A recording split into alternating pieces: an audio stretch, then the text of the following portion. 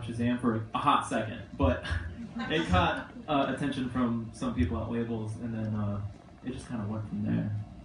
So I bring you both here because I think that we were like demystifying the idea that songwriting and music and recording are these like intangible things that you could never ever do unless you have $1 million and you live in Los Angeles or something like that. I guess my first question for both of you is, what was the first shock when you went from I'm making music for myself to like, oh, now it's real, like there's like somebody's gonna try to build a business off of this music? What was like the first like shocking realization? First shocking realization. I used to always say, like, there was a moment where you realize that there's a thing that you can do, and then a thing that you have to do, because there is deadlines and there's goals, and for me, it was whenever we were actually, in Nashville making our first full-length record that I was like, you feel that pressure, but it's a good pressure, that weight of having to produce, and for me, yeah, it was a big. The whole thing was a shock to my system. Just knowing that there was a bunch of things that you spent time working on, by yourself, or I play with my mom, but I write the music, and the fact that somebody could want something that you do because you have a passion to do it, that they could want it and want to let other people experience it. So the entire experience was a real big shock to me. Brandon, do you have any thoughts? What was the question again exactly? It transitioned from like you're doing it for fun to like things are getting serious. And what was like the first moment where you're like, oh wow, that's way different than I expected it to be? It all kind of got blended together because, again, was like the first 5 songs we wrote was just the songs that got put out into the world, and it was almost like, oh wait, I'm not ready. And I was super scared at that point. But like now, just now I'm kind of feel like I'm getting used to like playing in front of people and like having it be like more of a normal thing. And now that you're seasoned, like not, you're an old not man Oh, at now. all. No, not at all. I'm like the least qualified person up here by far. But yeah, just it all kind of got jumbled into one. But you kind of like just get used to it. You adapt to it, and then like the thing that like I kind of been trying to do from here, just trying to maintain and like keep going with it.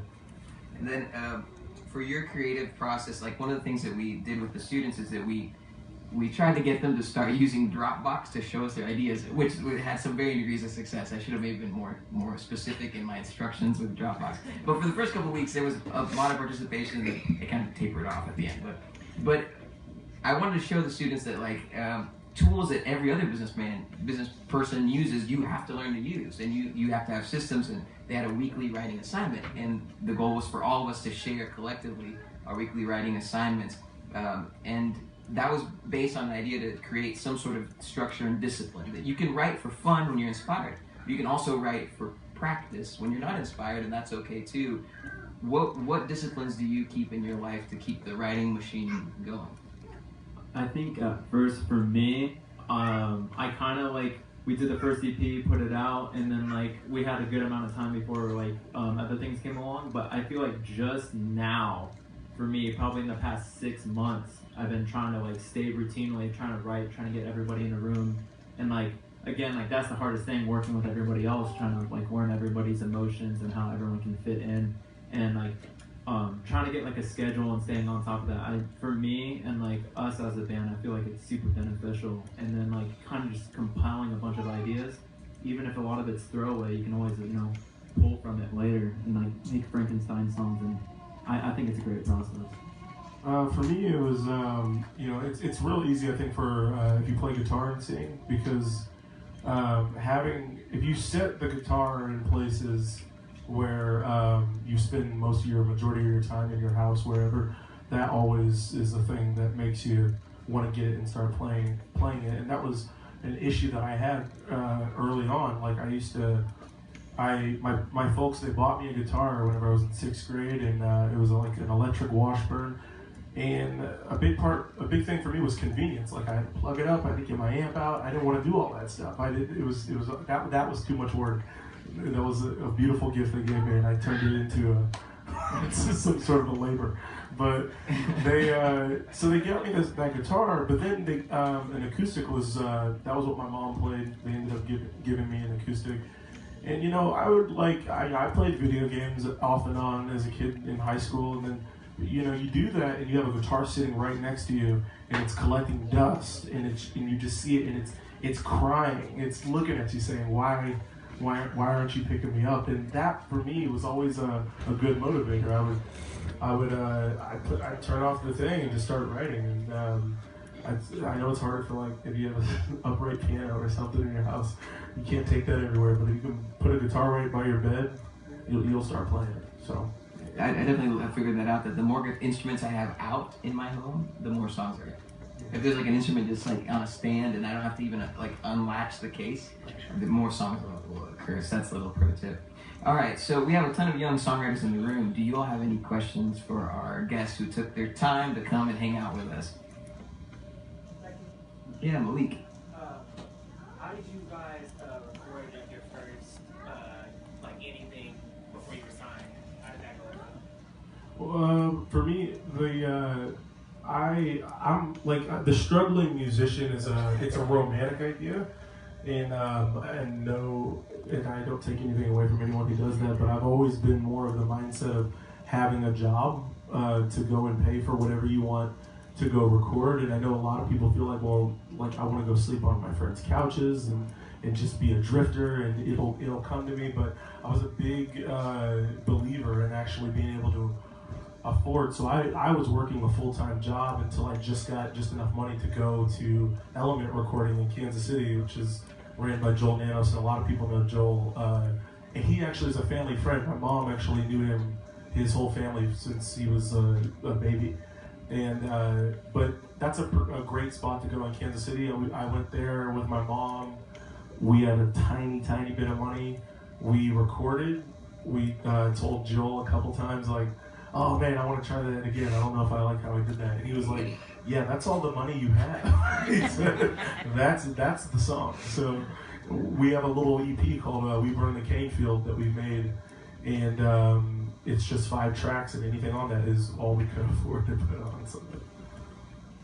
For me, my first experience with recording was in our drummer's basement, and it was an unfinished storage room with no walls, just plywood everywhere, no carpet, no nothing. And that's what our first EP was, and that EP is what got us signed to a label. So it's interesting that you don't need too much. We just kind of borrowed extra mics from friends and stuff like that, put it through a board, and then did an okay mix of it at the end, and we ended up getting signed with that. So you don't really need too much super fancy equipment to kind of get the message that you want to get across out. But it does help, and it's fun to have all the bells and whistles too. But that was a cool lesson to learn right from the beginning. Awesome, great question, Blake. Any other questions? All right. So how is it working with your mom? Were there any flashes about songs or anything, or was it just oh, we're gonna do this? Well, we hate each other completely.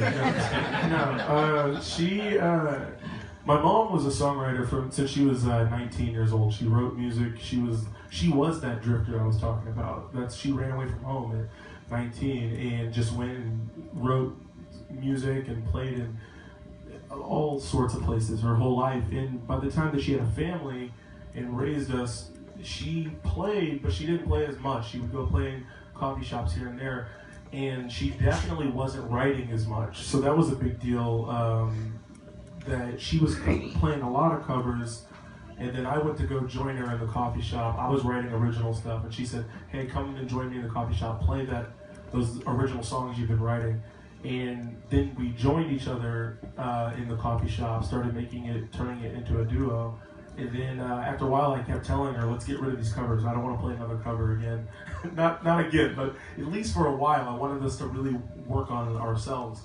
And she said, okay. And she was a fan already of what I was making. And so she was a supporter of that. And when you have people that you're going to work with that already support you, and they support an idea and a vision, you're not really clashing too much. She said, hey, write the stuff you're writing. She edits things too. She'll give me all of her 2 cents, but it was very easy though for us to write together. So it sounds like it's collaborative, right? You bring things to the table, and then things get whittled back, get rearranged. Is that the way a greeting committee works as well? You all work as a team? For sure. You know, you have 4 people in a room, and like you have to please everyone. Everyone has to be happy with what they're putting out because everyone wants to feel honest with the art that they put out. So trying to get 4 people all on the same page, especially when everyone has their own different tastes, it's a struggle. But when it works really well, and it's really fun to share that with, like, you know, your second family. I have a theory that when you watch a band play, which is different than watching a solo artist, that really what the pleasure sensors in our brain, that's like why it's so fun. It's the same thing when you watch a ballet or a dance group. You're watching collaboration. It's like or a team, a sports team, you know, where you can tell they're talking to each other just by that look. Like that's actually really pleasant to watch, which is fun. You can really appreciate that. And so music is that way. It's super collaborative, and there's layers, right? There's like the first, for those who aren't musicians or creators, the first collaboration is whomever you're writing the song with, right? So those are the songwriters, and then you have a song, which is usually this intangible concept, a story with melody and chords, and then you go to record it, and in there's a collaboration between the producer, the engineer or engineers, because they are collaborating on, like, the producer has a vision for the sound of the recording, and the engineer has the technology to capture the producer's vision, and that kind of goes back and forth. Sometimes producer's engineer, whatever. And then at the final stage, you send everything you've recorded to a mixer, and the mixer is really the last collaboration, because no matter how beautiful your guitar tone is, if he turns it off, nobody will hear it. But that's his or her role, is to mix your song. And then you have mastering on top of that. And mastering's a little less collaborative, but you can shape this. We in the mastering process really twist the song. It can change the sound. It can change the sound recently too. So there's all these layers and all these people involved, and so I think that's kind of like one of the biggest lessons for you young artists, is to realize how collaborative all this is. Kara, you seem like you had a question. We have time for maybe one more after Kara's if somebody else has a question. Yeah, I was gonna ask, when you guys are running low on inspiration, what is your go-to to like spark that back up? I like all different types of art. Like, it's good to get outside of music. Like, I love stand-up comedy. Like, I get really inspired by that too. Like, you go watch somebody's comedy special, and sometimes you know, I turn it off and I just start writing. It's good to surround yourself around creative people, and it's also good to you know, you have your go-to entertainment you know, factors or entertainers or whoever you watch. They inspire a lot. So I remember one time I saw Justin Timberlake on Jimmy Fallon, and something about the way he sang a certain song, I turned it off and I just grabbed the guitar, and then I wrote one of my favorite songs on our first record. Wonderful. Any other questions from the students? All right, Jane. What made you start? I don't know if I have a definitive question, like, answer for that. It just kind of came to me. I remember, like, growing up, I would always like to, like, dance to whatever, like, Shrek soundtrack or whatever was out at the time, and my mom always thought I wanted to be a dancer when I was growing up, but I think I was just attracted to music. It's like one of those things, like, I didn't pick it, it picked me. Do you use those dance skills in the green committee No, shows? I try to implement it a little bit more. I never wanted to play music. I wanted to act, because my uncle, he is an actor. He's I don't know if anybody's ever seen that show, The Wire. He plays a guy named Senator Clay Davis. He's incredible, and I always looked up to him as a kid, and I started realizing how tough it was to actually move to LA or wherever to go become an actor. And I was like, I got a guitar right here. I can do this every day, just learn and play. And so I went that route kind of begrudgingly, and then it ended up being something that was as creatively fulfilling as anything I could have tried doing. So, Right. Well, thank you all. Let's give them a round of applause. I have a quick question for you guys, if you don't mind. Yeah, you have a question for us? Yeah, no, I was curious because I think there's a lot of people out there that think that you need to move to, like, New York or LA or Nashville, to a certain city to, like, prosper in the music industry or entertainment. I was wondering, like, if you guys feel like you guys can get your message across and do what you need to do music-wise here in Kansas City, or... Well, I think that Kansas City offers a lot of benefits, mostly because of its low cost of living and vibrant, creative community. But there's a lot of holes missing, and I wouldn't have started this if I didn't feel there was holes missing. Like when I was a teenager, I don't know if I could have ever connected with touring musicians. There wasn't a vehicle for me to do so in any like natural way. So I would say that if you are really trying to make music your career, you would use the low cost of living here and maybe work that job or what, like you said, to afford to have time in New York and LA. To be like, all right, I'm going to spend a month in New York and I'm going to try to drum up as much interest as I can, and I'm going to come back home and raise my resources up to do it again. And that actually may be more effective than being in New York all the time, because my musician friends in New York, they're paying for their rehearsal spaces. Kansas City, there's space everywhere. Everybody has a friend who has a basement that they can go jam in. In New York, people rehearse so efficiently because they're paying $30 an hour to rehearse. When we're in New York, we have to do a rehearsal with an guest artist. We're like, oh man, it's another $100 out of our pocket to practice. So if you're starting a band and don't have any money, and every time you got to write a song, you have to pay $100, you start functioning differently, which can be good and bad, right? There's the efficiency, like gotta hustle, the New York mentality, but there's also there's not a lot of time to explore ideas. You know, you end up kind of just. It's also good to kind of get away from the hub of where everyone is, because it can get so saturated, and you don't want. It's good to have influences, and but it's also could be detrimental to your own original approach if everyone's doing the same thing. I used to always think Nashville was where I had to be, and then you go to Nashville and you could be anybody on the corner is the most amazing musician you've ever seen, and that can bog you down and think, I'm not going to write that, I'm not going to write that. So come back to Kansas City and you start to get into your own world, and it's not so, I hate to use it, saturated. It's not so saturated. That's a great question, Brandon. All right, so your jobs are not over. We're going to be listening to some people volunteer to perform a song, and we're going to offer them a little bit. Well, you all will offer them a little bit of constructive feedback, and we all can participate in that. And after we get through the songwriters, we'll celebrate the moment of hearing the recording that these kids have made. Malik, can I put you on the spot to be the first performer? Every kid hates being first, but I feel like you can handle it.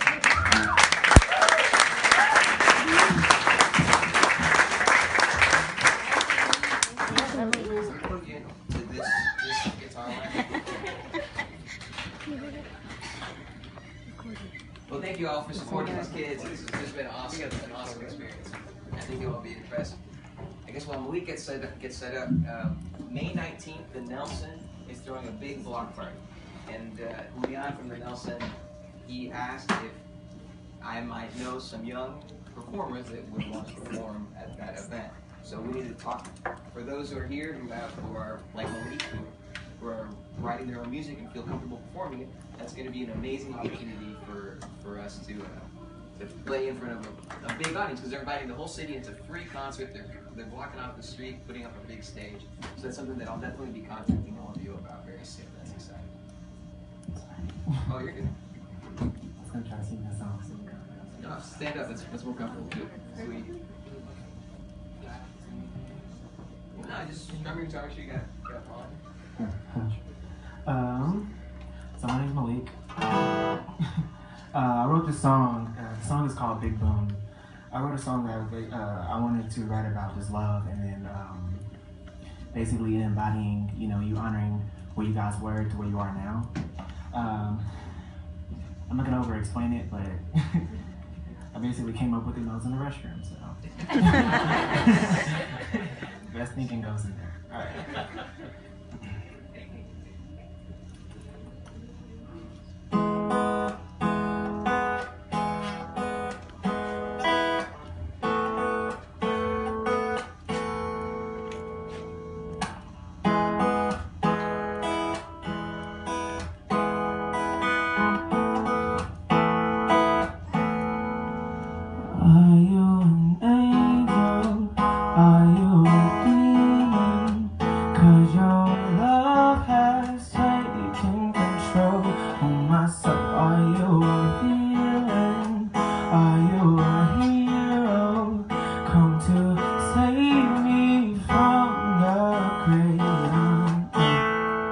Well, only a couple steps from a happy ever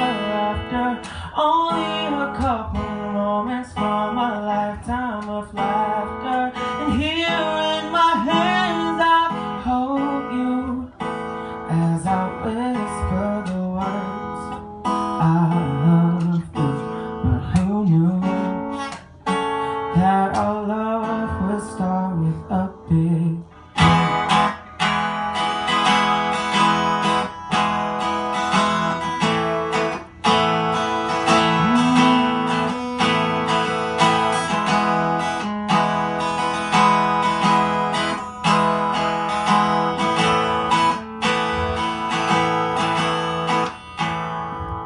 a million tiny moments that set our love in motion.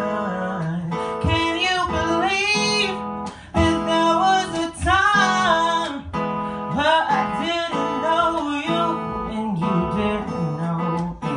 Now we're only a couple steps from a happy ever after. Only a couple moments from a lifetime of laughter. And here in my hands I hold you as you whisper the words I do. But who knew that our love started with a big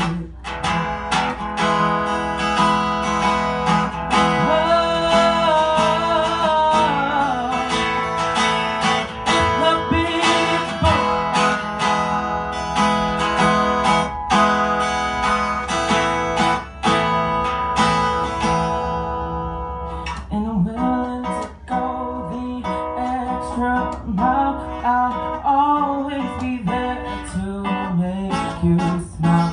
And if you truly believe in a future for you and for me, see, babe, I'm willing to prove that your visions of love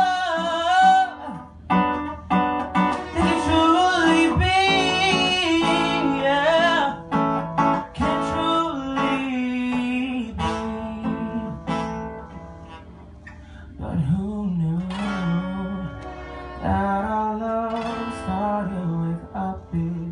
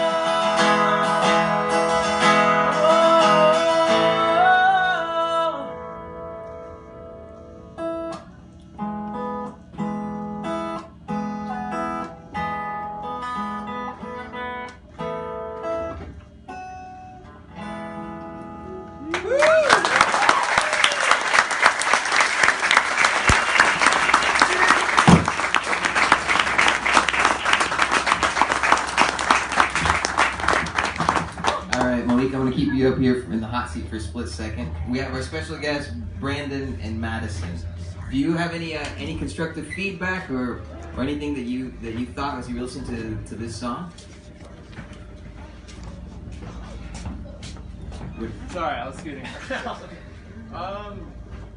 I'm really I hate criticizing other people's things that they do, so it's always really uncomfortable for me. But there's nothing that stuck out to me. I loved how the melody always pushed forward. It always felt like it was never stagnant. The song always felt like it had a story it was telling. It was always going forward, and it is like as a whole capsule of one song. It moves and flows very, very nicely. It doesn't feel blocky or weird. So good job. Yeah, it doesn't have to be negative. It can and yeah, you're right. It doesn't have to be negative, and I am kind of the same way. You know, I hear things and I don't know if my criticism is something that needs to happen, or if it's just a thought or anything, because I'm really big in everybody doing them and doing their own thing. Personally, I think your voice is freaking incredible. I think your voice is amazing, perfect.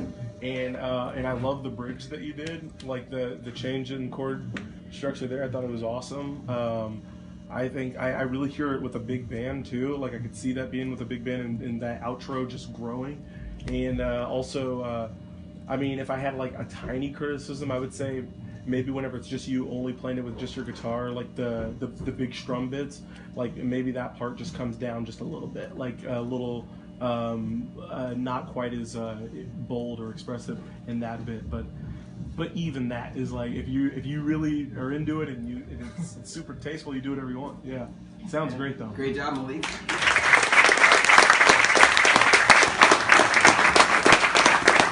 Everybody, Jasmine Silva. Do you want to sit down or stand up? Just sit. Sit here.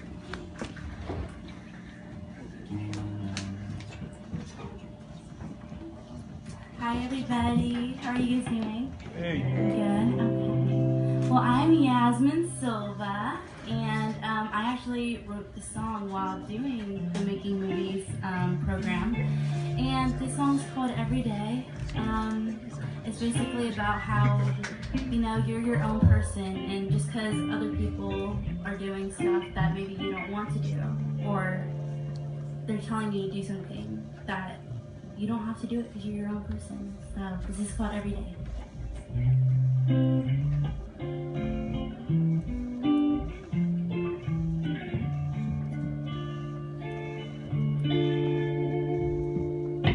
Oh, every day, it's just the same old story called life. Oh, how I wish it could change. Wish it could be easier and not the same. Don't wanna hide who I am inside. Wanna be free and live my life the way I want to. The way I want to. I wanna have fun in the sun and dream. Just dream. Just dream. Dream to live my dreams. Dream to live my dreams. Oh, why does it matter? 'Cause how they act isn't about me. Oh, I wanna feel the power. I just wanna live my life and dream. Don't wanna hide who I am inside. Wanna be free and live my life the way I want to. The way I want to. I wanna have fun in the sun and dream. Just dream. Just dream. Dream to live my dreams. Dream to live my dreams. It's not like I'm gonna make the same mistakes they did. It's not like I'm ever just gonna let them win. Not gonna let them change my life. Don't wanna hide who I am inside. Wanna be free and live my life the way I want to. The way I want to. I wanna have fun in the sun and dream. Just dream. Just dream. Dream to live my dreams. Dream to live my dreams. Dream to live my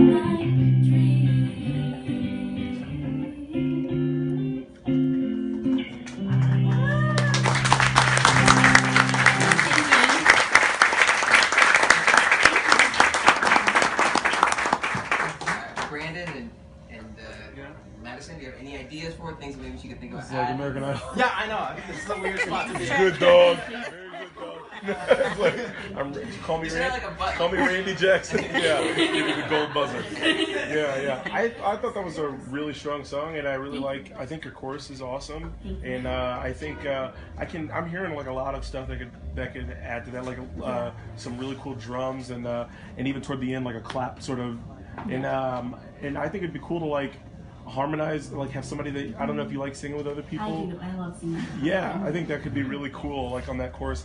And just like the last song, incredible bridge. Thank like you. I really love the bridge on that song. So Thank you. yeah, perfect length and everything.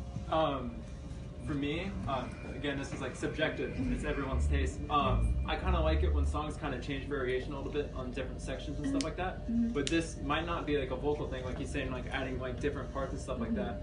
Where once you start layering different instruments, like maybe on the second verse, there's different textures and different sounds. So it kind of feels like it's kind of moving into different places and not staying in one stagnant spot. Thank you. Yeah. Great idea. Well, give it up for Jasmine.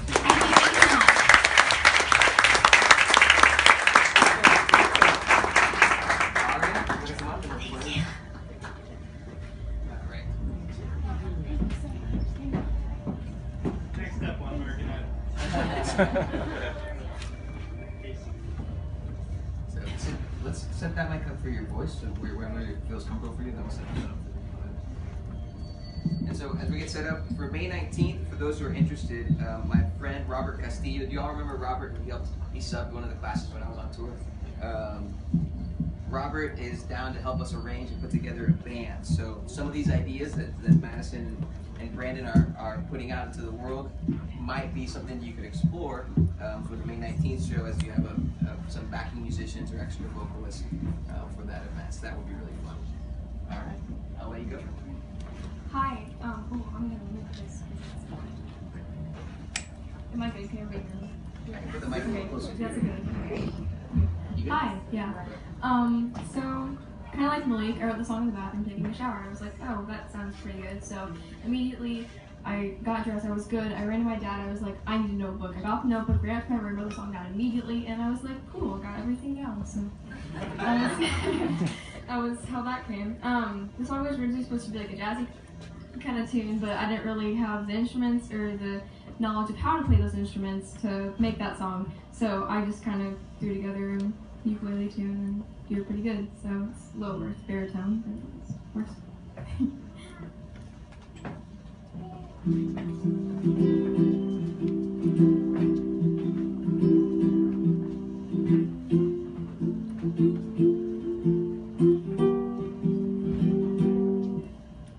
One day on the bus, nowhere to sit. That's when I saw you.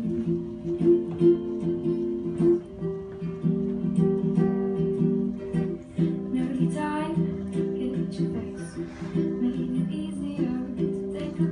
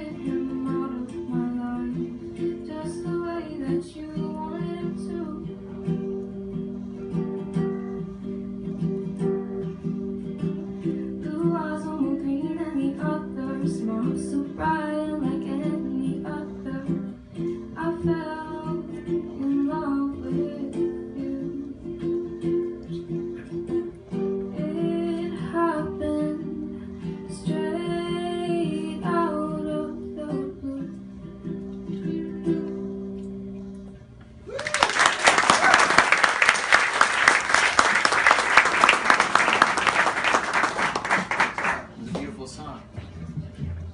I guess it's more of the hot seat for Madison and Brandon. Yeah. It's for the artist. But yeah, any ideas, maybe for arrangement ideas or things to explore as he develops the song further? For me, arrangement-wise, I kind of really just like just the ukulele and the vocal. It's very intimate, and I think it's easier for me to like grasp onto the lyrics and the melodies instead of having like a band. I feel like it would kind of pull away and distract from what she's doing. That's what I hear. Do you hear harmonies or do you think harmonies, other voices? Yeah. Oh, yeah, Or yeah. her You voice could layer? totally- Yeah, it would have to be like kind of like softer textures. You could maybe do like different like keyboard pads and like maybe more stuff that isn't like harsher textures, like no drums or like abrupt guitars or anything, but maybe some really soft like shaker harmonies and maybe pads and stuff would be really great. Madison, any thoughts? I really hear a really cool low tone going with that, like whether it be like a stand-up bass or like it's how sometimes people take cellos and play them almost like stand-up basses, and because I really think that song, if it really focuses on the, you have kind of like a ba-dum, bum, no, dum. It's in there and it's really cool, and I think if you like, it's really cool whenever you find like what that little niche is to the tune and really try to make that like a focal point. And I think it's kind of like this there's a nice walk to that tune, and also I can't say much.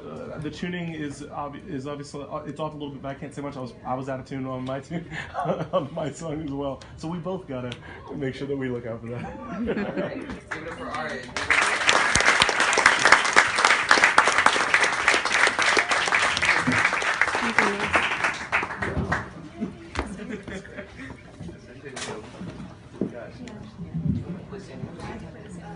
I'm gonna like. That's the way it is. I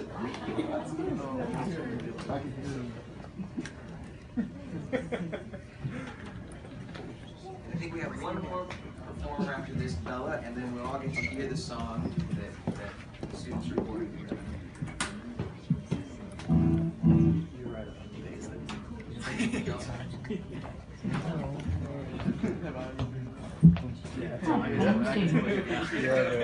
Most definitely. So I wrote this song actually in one of my English classes.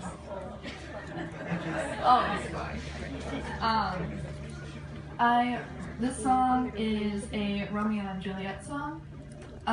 If little history, the original Shakespeare play, Romeo was 40 years old and Juliet was only 15. Back then, it was fairly common.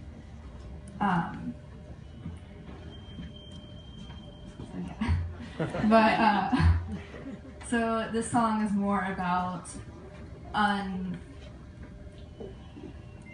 more like unaccepted love, I guess. Okay. What grade did you get? You had it maybe it was that side. Did you get a good grade? I hope so. Yeah.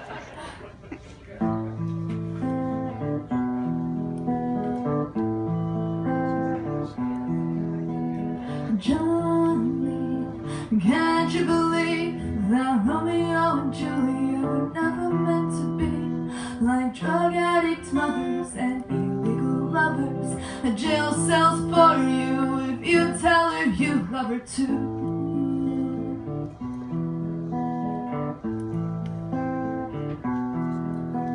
Their very own child, she wraps in her arms, C-section scars, no need for firearms. Their love may not die, it's cherry bomb sunrise, regret in the air. There's cannabis smoke everywhere.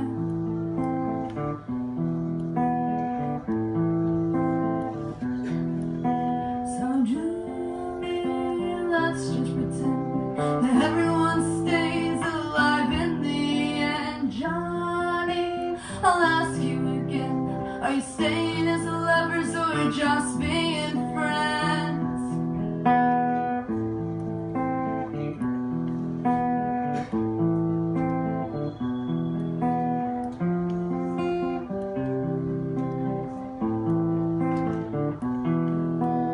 Little ball of fire caged into the night, sacrificed himself to shine light on the ugly side. She never met her father, he made love to her mother. Her brother was murdered in a house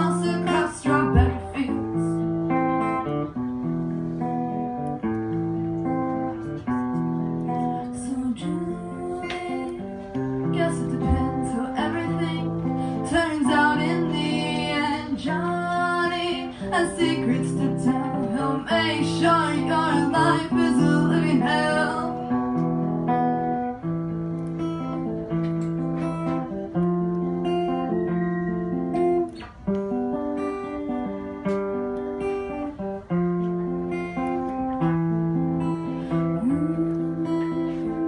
Sweet, sweet love of mine, I will never settle for less this time. You have broke her heart way too many times, and I can never trust you.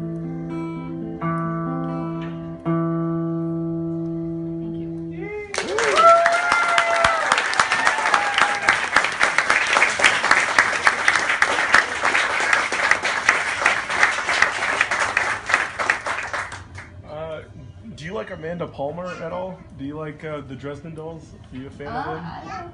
Because I almost hear like some really cool, like, I mean, almost like somebody who's like inspired by it, but not like, you don't sound like a copy of Amanda Palmer at all.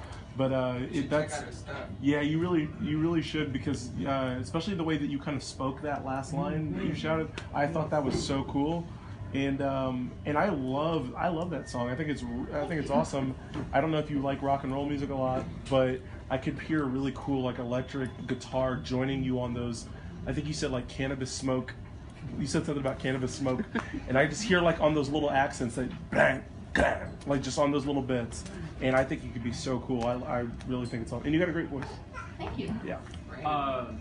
Right when he started playing, I heard someone go "House of the Rising Sun." I think it's like, Yeah. yeah. But the music that you made it creates a great setting for the story that you're telling on top of it, and it totally took me to, I think, where you wanted me to go in my head. And kind of going off what he was saying, talking about kind of the hits with electric guitar, I was kind of like hearing that same thing where it's like just maybe a 4-piece band just sitting there like playing a little, just that 6/8 feel behind you, and then just doing shots and hits like on certain spots to like accent the story.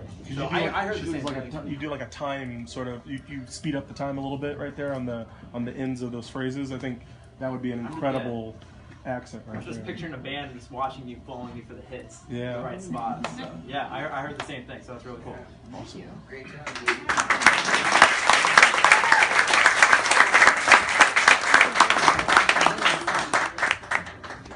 We have one last performer, Bella, who I think was the youngest contributor to the group. But she was.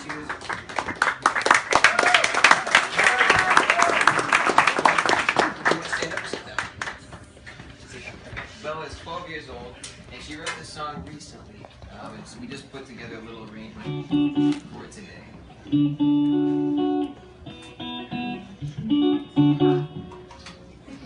This song is like, after I heard Enrique's song, I just thought like about how it would be in a girl's perspective, about a father and her daughter being split apart at the border, like immigration. So I thought of it in the daughter's way, and so I wrote this song.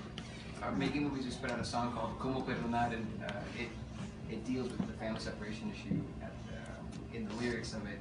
And Bella helped us with the music video, which didn't speak Spanish, understand all the lyrics in Spanish. I translated it for her, and I didn't realize that would spark this, but that's really beautiful. I'm excited to hear it.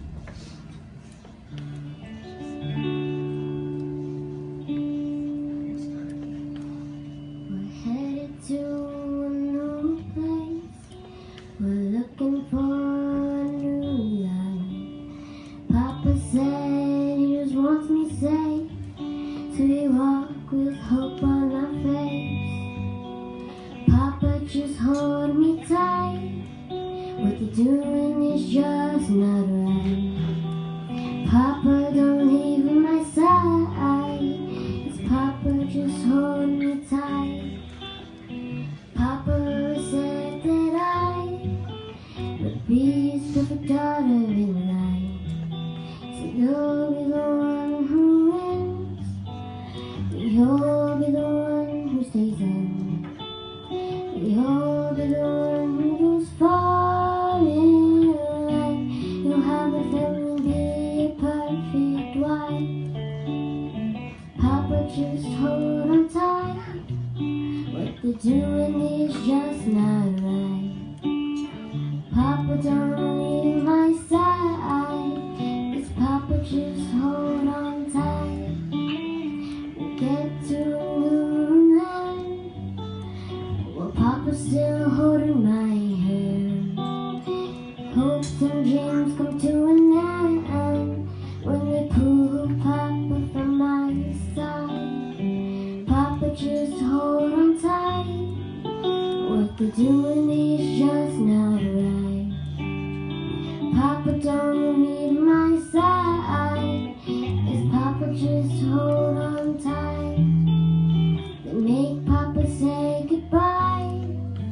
He says, Mija, don't you cry. I promise I won't be silent. It will just take some time. I promise I'll be back in my life. Papa had a good life. Now I cry every night. Papa couldn't hold on tight. 'Cause what they're doing is just not right.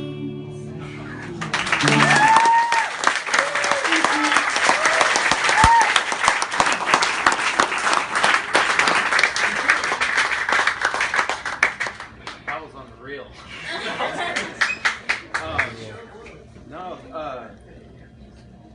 I could feel the honesty and passion in what you were singing, and I think as long as you're, this goes for like everybody that's playing music or anyone that's making art, I think as long as everything that you're doing, you're honest and you're passionate and it feels good to you, it doesn't matter what it means to anybody else. If it feels really good to you, it will feel good to somebody else, and that was amazing. Thank you. I completely agree. I think your vocals are incredible, and I think I really think that I don't know how much you've recorded of yourself, but whatever it is that you got in there that sounds like that, because your tone is incredible. You know you're young, but you're not young. you're definitely not. You sing much older than you are. I would try to never lose that sound, because I think sometimes as we get older, people say, oh, you should try to go sound like, or try to go sing. Be true to that sound that you hear, because you sound incredible. And as soon as I was hearing you, oh my gosh, I could hear that at the end of a film, just credits rolling up, and it was, I was getting emotional.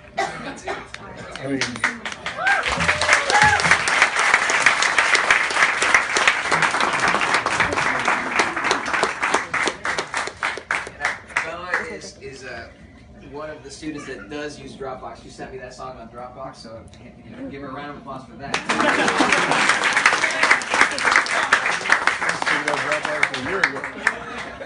It does help. I was able to hear it, and learn the song. It's nice. All right, we have a little tiny bit of homework. So I don't know who else can see it, but with Sailor, Oliver, and Aria, and Hector, right? Were you in the visual crew when you were as well, Jasmine? All right, so we went to Barclay. Barclay's ad agency here in Kansas City, because once the students performed at the record bar, we had written the song, we had recorded it, and started the process. We wanted to learn a little bit about the fact that in order for people to hear the song, you got to do something with it. You have to learn how to market it like any business. So we have a little homework assignment, because Barclay's asking us for the final notes and edits to the artwork that we made at the session, so that we can have the artwork ready. So, Ari, I think you did a great job of explaining this. You want to, from the back of the room, explain what the vision for the art piece was for the single? Because the song is about living your best life and just relaxing and stuff. And the original plan for the song was just chill vibes, not being so hectic or anything. So our original idea was okay, pool, water, make it aesthetic, how an orange silly or crazy star stuck in there, floating on it. So then There's a thing with the color too, right? What was the it? color we were let's not make it. In my perspective, it was let's not make it too boom, it's there, but also it's it's there and you can see it, but it's still calming and makes tranquility and just all these things makes you feel calm and stuff, a sense of childhood nostalgia and just pretty much everything that makes you feel I love that. So Sailor, you sent back that you think maybe the color should be a little lighter. Where's Sailor? Do you think the color should be a little bit lighter? Yeah, because in my opinion, I feel the color is very blue. Because I just feel it should be a little lighter and a little bit more calm. Okay, so a little bit lighter color. And I have a question, and this is like everyone who's involved, maybe actually, could everybody who's involved in the recording stand up? Everybody who's here? I think everybody's here that was involved on the recording of the song. So how many of us is it? 1, 2, 3, 4, 5, 6, 7, 8, 9, 10, 11, 12. We're missing Angel. I think he's the only one who's missing. So my question is, do we find a way to put 13 names on top of this artwork? Or is that cluttered up too much? Because that'd be kind of cool to show your names. We could make like a second piece that is maybe the same color but has your names. A back piece? Oh, well. Our names all curved with the waves. Overlay names all curved with the waves? Yeah. All right, can we take a quick vote? Yes or no? Do we want to do overlay names with the waves? I vote yes. Cool. All right, any other notes that I should send back to Barclay? They've been so gracious to help us make the artwork for the single. Anything else? Is that good? All right. Well, done. Done with that. That's my homework assignment. So the moment has come. We recorded a song. We started working on it collaboratively. We divided into teams. We had a lyric team, kind of an arrangement team, and a production team. I remember Tia and Hector, you all were in the production team and helped us create the sample that was the loop for the song. And I didn't know 100% sure if having a group of teenagers, 15 teenagers on one piece of music, if we could hear all their personalities come out at the other side. I'd never done that before. I'm not sure if somebody else has, but I'd never heard of it either. But the song that they put together turned out fantastic. Oh, we're missing Regina too. Yeah, Regina has a performance tonight. And this is the first time that the students will hear their mix. So we recorded it, we edited it down, sent it to the mixer who's mixing the Making Movies album right now. So this is professionally mixed. And we had Steve Berlin help us right in the recording process. Are you all ready to hear the song? Yeah.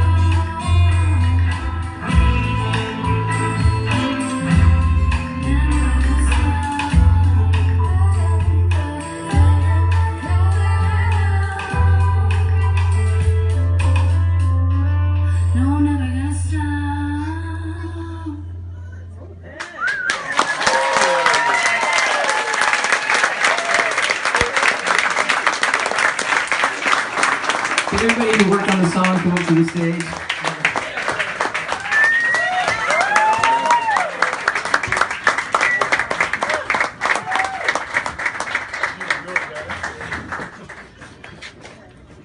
So the only like non-student musical thing you were hearing was the drumming. Everything else was the kids.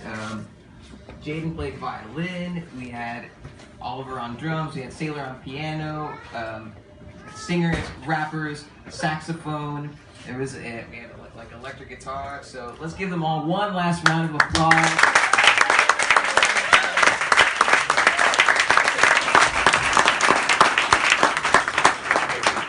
And for those who are interested, I think that the two last things left to do, we have to organize May 19th, and then I'm going to create one more marketing work session so that we can get all together, prepare to release this song and put it out, because we're going to put it out on iTunes and Spotify and let the kids get their music out. So thank you all for being here. Thank you, Madison. Thank you, Brandon, for supporting the kids.